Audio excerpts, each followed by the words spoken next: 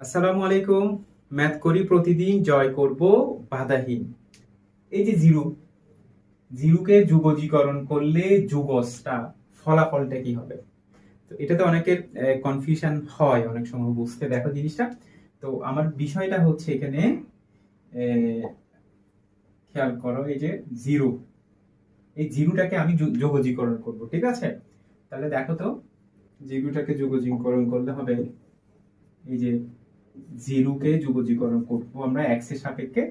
তো নরমালি যেটা করব, আমরা জিরোটাকে আমরা বাইরে নিয়ে আসব। তো কেন সেটা হয়?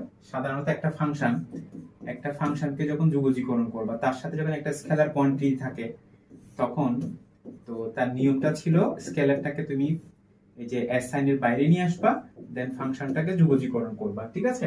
তাহলে দেখো এখানে, তাহলে জিরো, তো আমরা জানি যে ডিএক্স, ডিএক্স মানে নরমালি হচ্ছে 1, তো 1 এর যুগস হচ্ছে নরমালি এক্স, ঠিক আছে? ইনটু দিতে পারি আমরা এক্স, একটা প্লাস সি দিতে হবে যুগজীকরণ ধ্রুবক।